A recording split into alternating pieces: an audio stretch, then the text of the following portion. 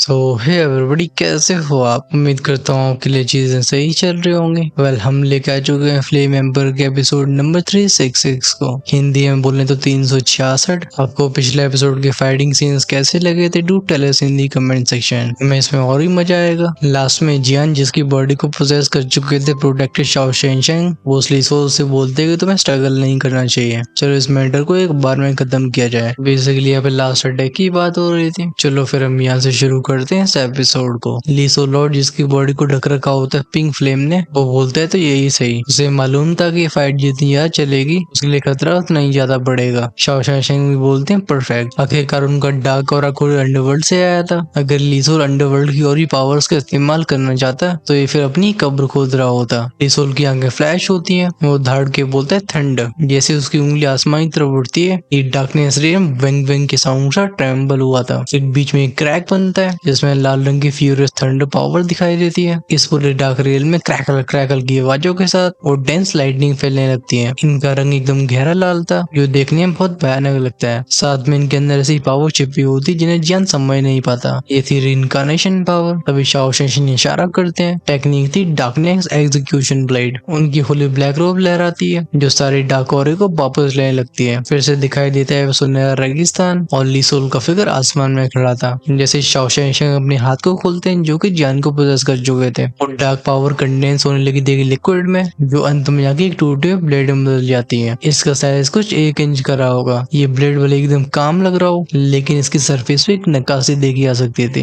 ये वर्ड होता है शाओ। शन लोलिंग और यूर दोनों की आंखें से गुड़ गई होती है। वो पहचान चुके थे कि हाफ स्टेप समसरा पावर अब बहुत खतरनाक तरीके से कंडेंस हो गई है। ये चिंता से भरी आवाज में कहती है पता नहीं कौन जीतेगा। दोनों की एनर्जी फ्लक्चुएशंस इतनी पावरफुल है। तभी लीसोल की उंगली जान की तरफ गिरती है। वो बोलता है लेबुल लियाओ युआन। आसमान की क्रैकलिंग थंडर पावर एक जगह पे इकट्ठा होकर फॉर्म करती है स्कारलेट थंडर ड्रैगन को। इसी पर शाओ शेंशिन ब्लेड को घुमा के बोलते हैं कट। उनका ब्लेड भले थोड़ा सा उठा था लेकिन स्पेस में एक जाइंट आर्क बन जाता है। इसके ऊपर भी हमें वो शाओ का कैरेक्टर दिखाई देता है। अगले पल दोनों टकराते हैं, गूंजती बैंग की आवाज। शुरुआत में थंडर ड्रैगन उस ब्लेड अटैक को पीछे भेजता है। हाउएवर तभी एक मैजेस्टिक आवाज बोलती बेहेड। उनका ब्लैक ब्लेड सीधे हवा में पोर्टल बनाते हुए लीसोल के पास अपीयर होता है। इस मंजर को देख लीसोल स्टन्ड हो गया था। तो रिइंकार्नेशन रूल्स को टच करने की वजह से देख पाया था कि ब्लेड एक ब्लैक लाइट में ट्रांसफॉर्म होके उसके थंडर ड्रैगन के बीच से होके आया है। जैसे थंडर ड्रैगन की प्रेजेंस पिघलनी शुरू हो गई है। वहीं भी मौत आ चुकी थी उसके सामने। उसके दिमाग में सिचुएशन क्लियर होती है कि वो टाइम पे रिएक्ट नहीं कर सकता, लेकिन बदलाव इसी मोमेंट में होते हैं। वो ब्लैक लाइट ब्लेड इससे पहले लीसोल की सोल रीजन को घायल कर पाती, तभी इस ब्लेड के सामने का स्पेस रेपल होता है। एक सफेद रंग का गोला अपीयर हुआ था, अंग्रेजी में बोले तो व्हाइट लाइट हालो, जिसमें क्लैंग की साउंड के साथ टकरा के ब्लेड वापस लौट जाता है। शाओ शेंशिन के अटैक को रोकने वाली रिइंकार्नेशन की पावर नहीं बल्कि लाइट की पावर थी। जब लीसोल लॉर्ड सॉरी को सेंस करता है उसकी आंखें फटी की फटी रह जाती हैं। वो कहते हैं लाइट, डीमन ऑफ लाइट। इस तपते हुए रेगिस्तान के बीचों बीच जहाँ धूल और गर्म रेत की लहरें चारों तरफ फैल रही होती हैं, इसमें लीसोल बड़ी मुश्किल से अपने सिर को उठाता है। उसकी नजरों में एक छोटा सा लाइट स्पॉट दिखाई दिया था जो बहुत तेजी से उसकी तरफ जूम हो रहा होता है। ये एक ऐसी फिगर थी जो बड़ी शांत खड़ी हो लेकिन वो उसे तबाही का दूसरा रूप लगती है। लीसोल के अंदर कई सवाल उठते हैं। आखिर डीमन ऑफ लाइट मुझसे इतनी नफरत क्यों करती है और यहाँ पे आज अचानक से क्यों आई? खासकर इसने मेरी जान क्यों बचाई है? क्या सच में आज सूरज पश्चिम से निकल रहा है? उसके माइंड में डाउट्स एकदम सैलाब की तरह आते हैं। ना ही उसने ये कभी सोचा था कि जान के अंदर जो एंटिटी मौजूद है उनमें से बस 5th सीटी इतनी पावरफुल होगी कि वो जान की बॉडी को बोरो करके इतनी खतरनाक पावर को अनलीश कर सकती है। शाओ शेंशिन के एक अटैक ने जैसे उस थंडर ड्रैगन को तबाह किया होता है, साथ में तबाह हुआ था लीसोल का थोड़ा सा ओरिजिन, जैसे उसे गहरी चोटें आती हैं। वहीं पे हेशा लोंगलेंग और यूर भी गहरी आवाज में बोलते हैं ये लाइट डीमन है। लीसोल और जान के बीच की खतरनाक बैटल इस समय रुक चुकी होती है। आखिरकार ये नई प्रेजेंस बिल्कुल कमजोर नहीं थी। पिछले आधे साल में डीमन लाइट ने अपनी फौज को लेके लीसोल टेरिटरी को तहस नहस कर दिया है। कहा जाता है कि लाइट डीमन अब भी रिइंकार्नेशन में एंटर नहीं कर पाई। सबसे ज्यादा अजीब बात ये थी किस बार उसने लीसोल को खुद बचाया। हेशा लोंगलेंग और यूर एक दूसरे को देखते हैं, इनके एक्सप्रेशन अगली होने लगते हैं। अगर डीमन ऑफ लाइट और लीसोल साथ में मिल जाते हैं तो फिर बैटलफील्ड की दूसरी तरफ फ्लोट करने वाला जियान भी अभी कुछ खास अच्छी स्थिति में नहीं होता है। शाओ शेंशिन की पावर इतनी खतरनाक होती है जिसे इतने लंबे समय तक कैरी करने की वजह से जान की त्वचा जगह जगह से फट जाती है। लेकिन अब भी कंट्रोल में थे शाओ शेंशिन। वो भी डीमन ऑफ लाइट को देख के अपनी आंखें नैरो कर लेते हैं। नाकों में एक नफरत थी,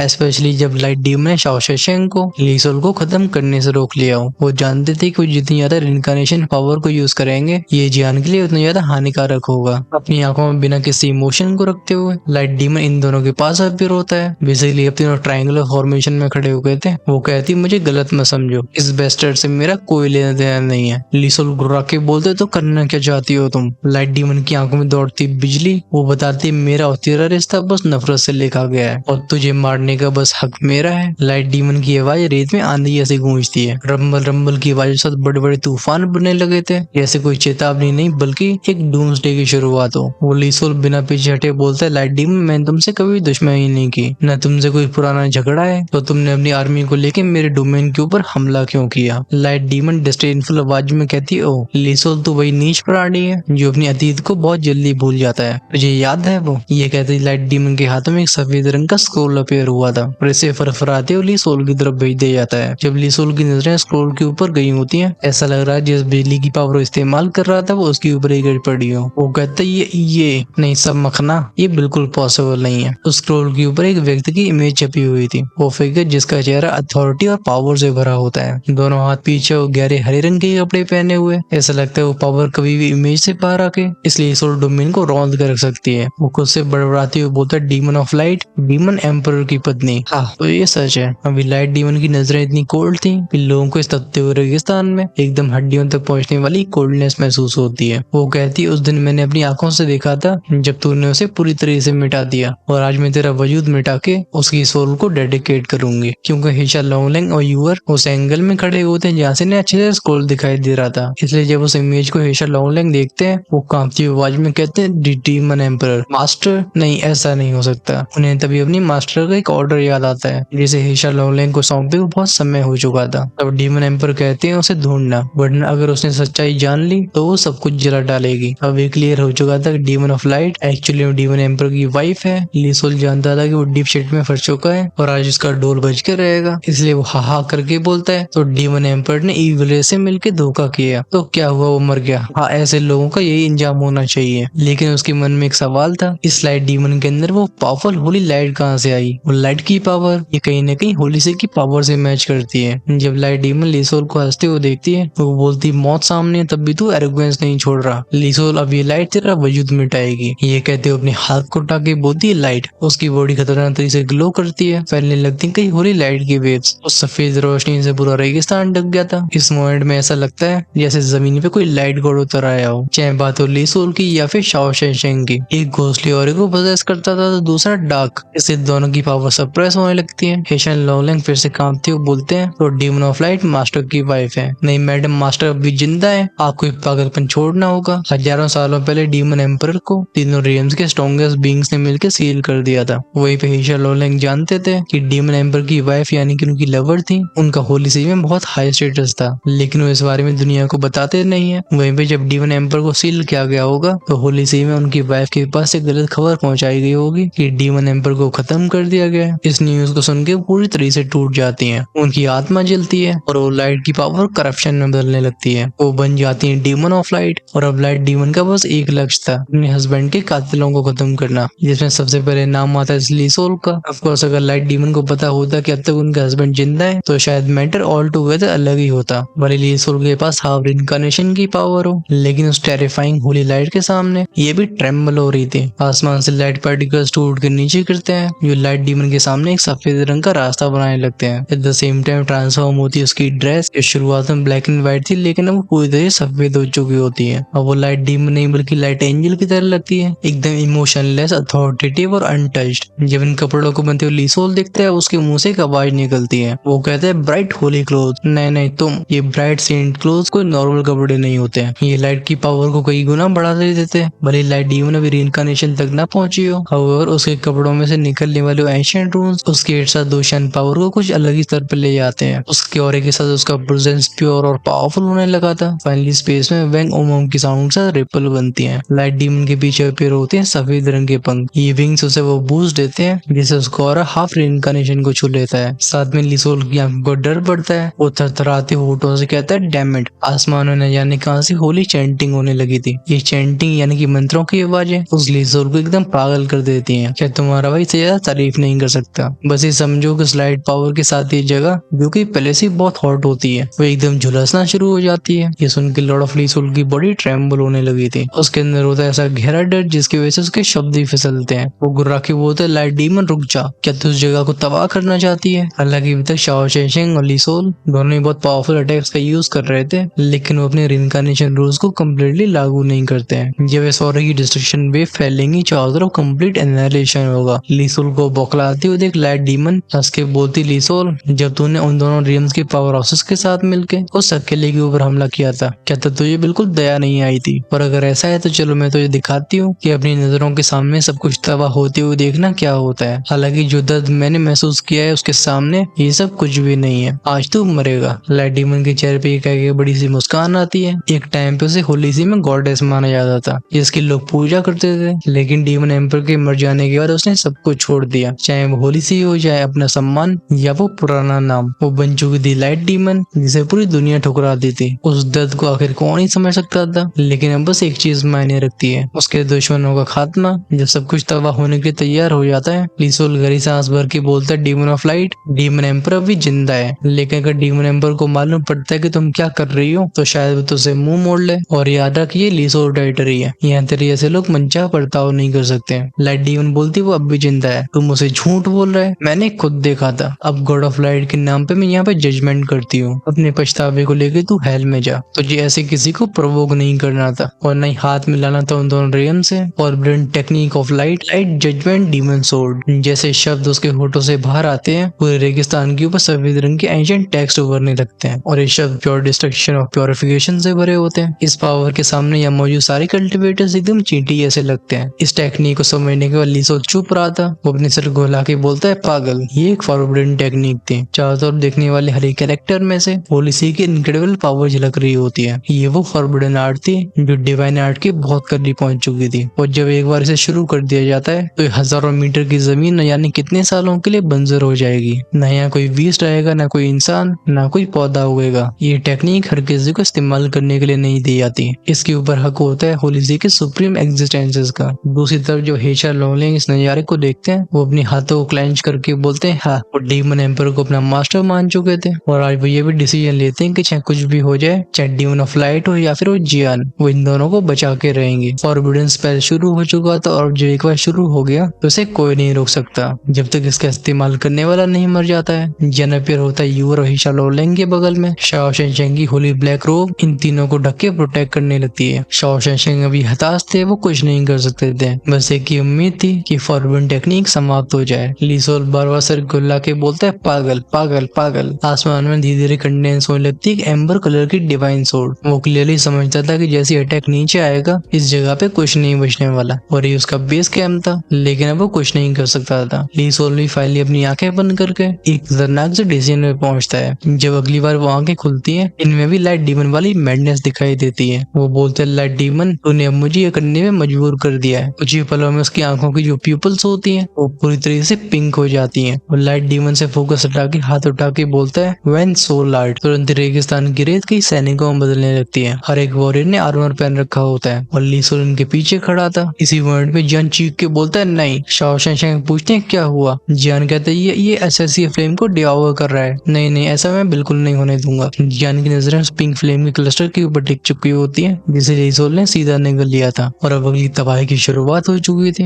यही बात क्लियर थी कुछ समय पहले लीसोल लॉर्ड ने जिस टेक्निक का नाम बोला वो होली फ्लेम को सोलो करने के लिए निजात की गई है, और अगर ये डिवोरिंग प्रोसेस सक्सेसफुल रही तो परिणाम बहुत खराब होंगे। यूर भी बिगड़ती हुई हालातों को अच्छे से महसूस कर पाती है। वो थकान से भरी आवाज में सिर हिला के बोलती, अब कोई रास्ता नहीं बचा। उसके दिमाग में जो सवाल थे कि लीसोल ने सोल अकेडमी की उस टेक्निक को हासिल करने के बाद भी एसएससी फ्लेम को सोलो क्यों नहीं किया है, अब उसका आंसर मिल चुका था। बात ऐसी थी कि वो शुरुआत से जियान की टेक्निक को हथियाने के पीछे था, लेकिन अगर अंत में जाके वो भी काम नहीं करता है तो वो सोल अकेडमी की टेक्निक को बैकअप की तरह यूज करेगा। ऑफ कोर्स इसके कॉन्सिक्वेंसेस भी होंगे, लेकिन एक बात क्लियर है कि हाफ स्टेप और इनकारनेशन तक पहुंचने के बाद जैसे इसमें एसएससी फ्लेम की रियल पावर जुड़ेगी और इनकारनेशन के फाइनल थ्रेशोल्ड को भी पार कर लेगा, फिर डीमन ऑफ लाइट की फॉरबिडन टेक्निक भी हो सकता है उसका कुछ न बिगाड़ पाए। अब चाहे जियान के अंदर की वो पावर हो या फिर लाइट डीमन, ये लीसोल को रोक नहीं पाएंगे। सबसे खौफनाक बात यह थी कि एसएससी फ्लेम को निगलते ही वो लीसोल लॉर्ड अपनी सोल फॉर्म को त्याग के इंसान के शरीर को हासिल कर लेगा। हमें भूलना नहीं चाहिए कि अब तक की हिस्ट्री में ऐसा कोई भी नहीं कर पाया था। लाइट डीमन की फॉरबिडन टेक्निक को एक्टिवेट होने में समय लग रहा था। वो सफेद पंख और सफेद कपड़ा वाली लाइट डीमन जो कि एकदम गॉडेस ऑफ लाइट लग रही होती है, अब आंखें उसकी भी नैरो हो चुकी होती हैं क्योंकि वो देखती है कि उसकी टेक्निक जैसी आधी एक्टिवेट हो पाई थी। तभी पूरे रेगिस्तान में फैले हुए लाइट कैरेक्टर्स एक पिंक फ्लेम से जलने शुरू हो जाते हैं। बेसिकली एक्टिवेट होता है एसेसी फ्लेम का डोमेन। धीरे धीरे ली सोल की सोल फॉर्म उस पिंक होली फ्लेम के अंदर डिसॉल्व हो जाती है। अब ना ही उसका ट्रेस दिखाई देता है और ना ही कोई इस फ्लेम के अंदर जा सकता था। अब कोर्स लाइट डीमन की टेक्निक रुकती नहीं है। एक बार फिर से वेंग वेंग के साउंड के साथ वो बचे हुए वर्ड्स एक जगह पे कंडेंस होने शुरू हो जाते हैं। दूसरी तरफ उस पिंक वर्ड के अंदर एक अजीब सी वायलेंट एनर्जी तैयार होती है। इन दोनों पिंक और लाइट डोमेन के बीच का पॉइंट ऑफ कांटेक्ट होता है, वहां से अजीब सी चर की आवाज सुनाई देती है। वर्ड बार बार फ्रैक्चर होता है। इसी विलजान के दिमाग में पहुंच जाता ली सोल का ट्रांसमिशन। वो इस मेंटल वॉइस में ऐसे ही बोलता है, मैं नहीं चाहता था कि अंत में जाके मुझे ऐसा रास्ता लेना पड़े। अब जो हो रहा है उससे मेरी सारी प्लानिंग प्रभावित होगी, लेकिन लड़के तो ध्यान रखना, चाहे तेरी बॉडी हो या फिर तेरे ट्रेजर्स, ये सब मेरे लिए बनाए गए हैं। ये उस लॉर्ड ली सोल की आखिरी आवाज थी जिसमें एक एब्सोल्यूट कॉन्फिडेंस मौजूद था। कुछ मिनट्स में वातावरण थोड़ा सा शांत होने लगता है। वहीं पे वो पिंक होली फ्लेम अपने आप को सीमित कर लेती है, लेकिन जान की आंखें बहुत हैवी थी। अगर लाइट डीमन पहले ही हमला कर देती तो शायद कुछ और होता, लेकिन ऐसे मोड के बारे में किसी ने नहीं सोचा था। अभी शाओ शेंशिंग जो कि जान के अंदर होते हैं वो बोलते हैं, बच्चे चलो यहाँ से निकलना होगा। उनकी स्ट्रेंथ एक साथ दुशान पर लौट चुकी होती है। आखिरकार वो अपनी रिइंकार्नेशन और इसे जियान को और भी इफेक्ट नहीं करना चाहते थे। ऑफ कोर्स अगर 10 टेंपल यहाँ के टॉप एक्सपर्ट्स जा चुके होते तो शायद इस सिचुएशन को भी हैंडल किया जा सकता था, लेकिन अभी बस शाओ शेंशिंग होते हैं। ईशा लोंग भी डिसीजन लेते हैं कि मैं यहाँ से कहीं नहीं जाने वाला। वो लाइट डीमन मेरी मास्टर की वाइफ है। अगर मैं इस गलत फहमी को नहीं मिटा पाया तो मैं अपने मास्टर के सामने कभी सिर नहीं उठा पाऊंगा। उनकी आंखों में डिसीजन साफ चमकता है। यूर भी कहती है मैं भी कहीं नहीं जा रही। वो आज इस बैटल का एंड देखना चाहती थी, या फिर ली सोल इनकारनेशन में एंटर करेगा या उसकी मौत होगी। जब शाओ शेंशिंग जियान की डिटर्मिनेशन को देखते हैं वो गहरी सांस लेके बोलते हैं, ठीक है मैं तुम्हारा शरीर तुम्हें सौंपता हूँ, थोड़ी देर के लिए मैं आराम करने जा रहा हूँ। वो एक बार फिर से उसके सोल रियल में समा गए थे। जैसे जियान को अपनी बॉडी का कंट्रोल वापस मिलता है वो हाथ क्लेंच करके बोलता है, नहीं ये भले ही होली फ्लेम को ऐसे निकल गया हो, लेकिन मैं बिलीव नहीं करता हूँ कि इससे होली फ्लेम की वजह से सफर नहीं करना पड़ेगा। तभी उसका ध्यान जाता है बगल में खड़े हेशा लोंगलिंग के ऊपर, जिनके एक्सप्रेशंस बहुत ही कॉम्प्लिकेटेड होते हैं, लेकिन इनमें एक दृढ़ता भी थी। जियान कहते हैं, सीनियर पहले मदद करने के लिए आपका बहुत बहुत धन्यवाद। हेशा लोंगलिंग से रिला के बोलते हैं, मैं तो अपना असली मकसद भूल गया था। डीमन रियम से मैं तुम्हें ढूंढने के लिए आया हूँ। बच्चे जैसे ही घोस्ट रियम का मामला खत्म होता है तो हमारा डीमन रियल में जाना बहुत जरूरी है। जियान नोट करता है, जरूर, लगता है मुझे भी डीमन एम्पर से मिलना चाहिए। तभी यूर धीरे से बोलती है, बस इंतजार है। जियान की आंखें धीरे धीरे ऊपर जाती हैं। वो कोई सेंस करके बोलता है, नहीं इतना आसान नहीं है ना वेस्ट टेम्पल के मास्टर। इसी बल क्रैक की साउंड साथ एक बड़ी सी एक वर्ड को बीच में से फाड़ देती है। एक आवाज हंस के बोलती, हा हा हा, लड़के तेरी सेंसेस सच में अच्छी हैं। लॉर्ड ली सोल ने भी सही कहा था, तो सबसे खतरनाक है। ये स्पेस क्रैक से बाहर आने वाले लोगों को यूर की आंखें देखती हैं, उसके एक्सप्रेशन बहुत अगली हो गए थे। वो बोलती, फेंगाओ वेस्ट टेम्पल का मास्टर और हुआ शाओ ली सोल आर्मी का टॉप कमांडर। ईशा लोंगलिंग कहते हैं, हाँ लगता है ली सोल ने सच में पहले पूरी तैयारियां कर ली थी। ये रिइंकार्नेशन में एंटर करने के लिए कोई भी कीमत चुकाने के लिए तैयार है। अपेयर होने वाली शैडोज में 4 इर्शाद दोशांस होते हैं और बाकी 6 एक्स्ट्रा 2 इमोर्टल से ऊपर इनके पीछे का वॉइड ट्विस्ट हो रहा था। ये जगह एकदम पगड़ी जैसी लगती है। फेंगाओ हाथ उठा के बोलता है, लॉर्ड ली सोल के आदेश पे जाओ जियान को कैप्चर करो और जो भी बीच में आया उसे खत्म कर दो। फिर वो फोकस डालता है जियान के ऊपर। वो कहता है, जियान अगर तुम्हें पता होता कि आज का ऐसा दिन आएगा तो तुमने शुरुआत ही क्यों की होती। इतने सारे पावरफुल एक्सपर्ट्स के बीच में जियान को फीलिंग आती है ये सब अपनी ऑरे के प्रेशर से उसे क्रश कर सकते हैं, लेकिन वो तब भी इमोशनलेस टोन में कहता है, मुझे पहले ही अंदाजा था। वो अपने हालात को जानता था। जब वो अनडाइंग फ्लेम को हासिल करने के लिए गया होता है, जैसे ली सोल लॉर्ड ने जानबूझ के छोड़ा था, ये टकरावट वहीं से शुरू हो गई थी। अगर सिचुएशन और होती तो शायद जियान इस होली फ्लेम के ऊपर गिव अप करने की सोचता, लेकिन म्यूई को रिवाइव करने के लिए इसे हर हाल में हासिल करना होगा, फिर चाहे परेशानियां कैसे भी आए। जियान एक और बात से अनजान था कि उसके मास्टर सोलिटर लॉर्ड और उसकी सीनियर सिस्टर हाउनियर ये दोनों भी सिचुएशन को कहीं ना कहीं भाप चुके थे, लेकिन आगे क्या होगा वो समय बताएगा। वो फेंगाओ कहते हैं, लड़के तुम जानते हो कि स्ट्रगल करने का कोई फायदा नहीं है, चुपचाप से सरेंडर कर दो। जियान की बॉडी में कई होली फ्लेम्स थी और ली सोल लॉर्ड ने फेंगाओ को वादा किया था कि जैसे ही वो जियान के अंदर की टेक्निक को हासिल करता है वो फेंगाओ को भी सिखाएगा। जियान धाड़ के बोलता है, कम ऑन, आज चाहे जान चली जाए लेकिन वो हार नहीं मानेगा। उसकी रगों में बहने वाला शाओ क्लैन का खून भी उबाल मारने लगता है और आंखें कहीं काली कहीं गोल्डन होती हैं। तभी शाओ शेंशिंग बोलते हैं, बच्चे हालात बदल रहे हैं, चलो कुछ टाइम के लिए मैं तुम्हें थोड़ी पावर देता हूँ, तुम थोड़ी देर के लिए एक साथ दोशान बन जाओगे। वो कहते हैं, वैसे मुझे भी जल्दी से रिकवर करना होगा, मैं फील कर पा पा रहा हूँ कि ली सोल उस रियम से दूर नहीं है। इस पर अगर जियान खुद को प्रोटेक्ट नहीं कर पाता तो खतरे में शाओ शेशेंग भी आ सकते थे। खासकर शाओ क्लैन के बाकी 9 प्रोटेक्टर्स भी जियान की बॉडी में मौजूद होते हैं। इससे चाहे कुछ भी हो जाए शाओ शेशेंग जियान को हर कीमत पर बचाएंगे। जियान थैंक यू बोलता है। बगल में अपीयर होता है शाओ शेशेंग का फिगर जो वहीं पे क्रॉस लेग पोजीशन में बैठ जाते हैं। वहीं पे जियान कुछ खास मेडिसिन पीस को निकालता है जो कि सोल फॉर्म्स के ऊपर भी इफेक्टिव थी। शाओ शेशेंग ने एक्सेप्ट कर लेते हैं, लेकिन जब उनकी नजरें जियान की स्टोर रिंग के ऊपर जाती हैं वो कहते हैं ये तो फ्लेम एम्पर रिंग है, बहुत अच्छे लड़के हैं। इसी के साथ उनकी ब्लैक होली रोप सीधे जियान की बॉडी पर अपीयर होती है और शाओ शेशेंग चले जाते हैं उसके रिंग के अंदर। जब इस इरी डार्कनेस पावर को जियान पहली बार फील करता है वो बोलता है क्या पावर है ये? डार्कनेस सोल पैलेस या फिर इविल रेस की पावर जैसे नहीं होती, ये कुछ प्योर कुछ सीक्रेट थी जैसी अंडरवर्ल्ड की गहराइयों में से आ रही हो। जब फेंगाओ देखता है कि ब्लैक रोप जियान की बॉडी से कनेक्शन बनाने लगी वो चिल्ला के बोलता है नहीं वो अच्छा रोको उसे,